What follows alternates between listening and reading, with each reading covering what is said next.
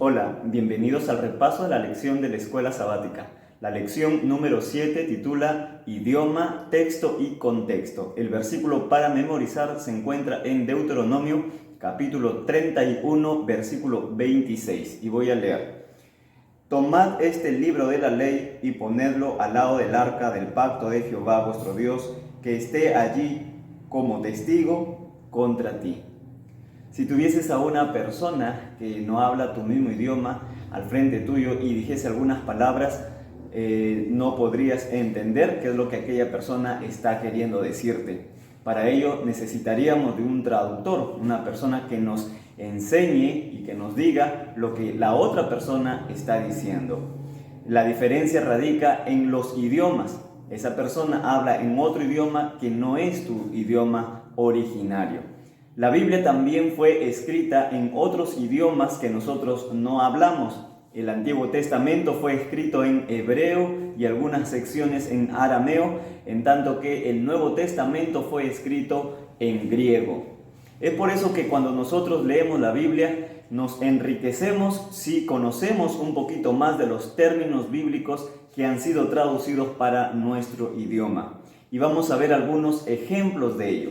Buscamos entonces en nuestra Biblia, en el libro de Salmos, el capítulo 29 y el versículo 11, que dice así: Jehová dará poder a su pueblo, Jehová bendecirá a su pueblo con paz.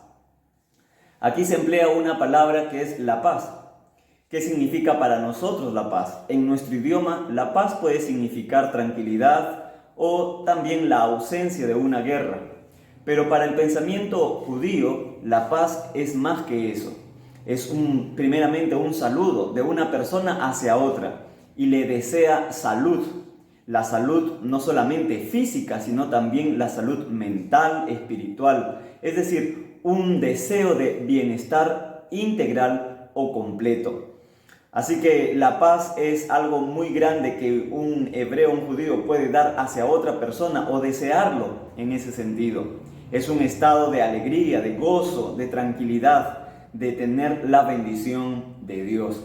Por eso es que la paz va más allá de lo que nosotros podemos ver con una sola palabra. Y al conocer más los términos bíblicos, podemos enriquecer nuestro estudio de la palabra de Dios. Así que ya sabe usted que cuando la Biblia habla de paz y del deseo de paz de Dios para el hombre, está deseando un bienestar completo, total. La paz que Cristo da no es como el mundo la da. La paz de Dios es diferente.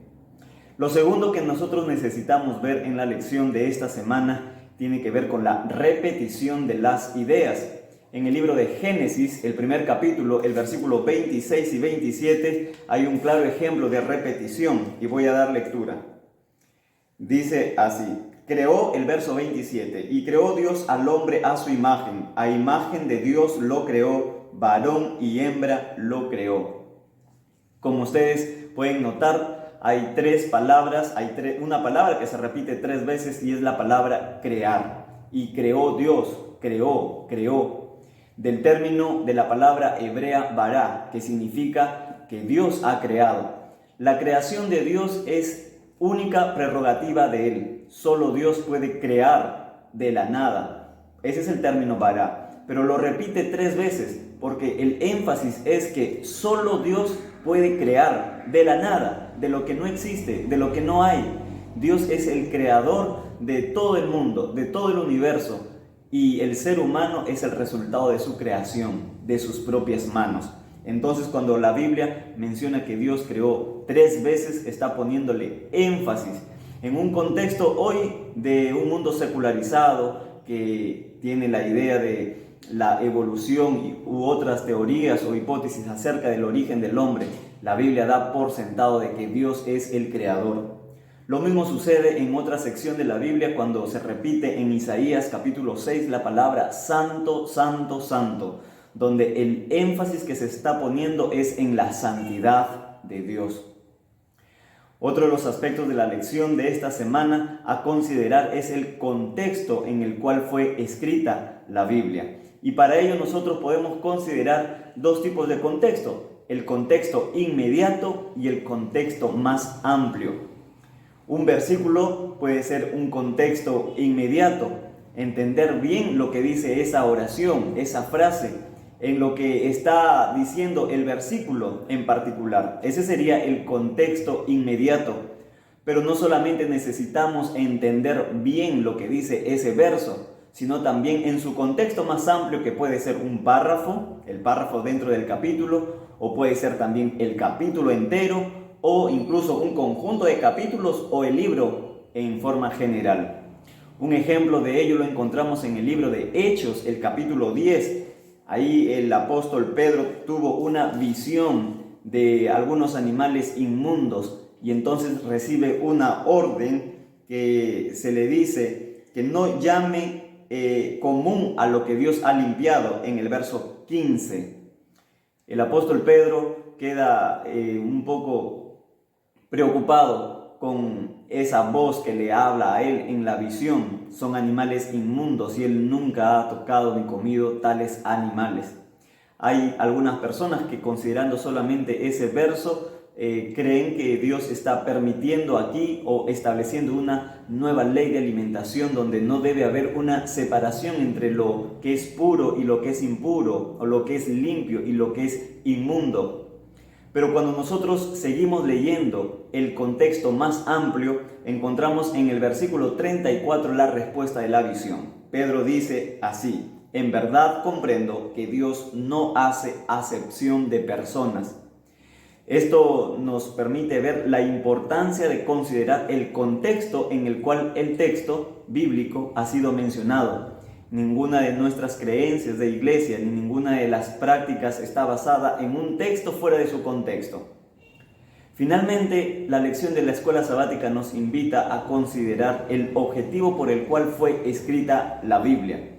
En el libro de Segunda de Timoteo, el capítulo 3 y el versículo 15, nos muestra de una manera puntual cuál es el objetivo de la Biblia. Y voy a leer el versículo 15, Segunda de Timoteo, capítulo 3, verso 15.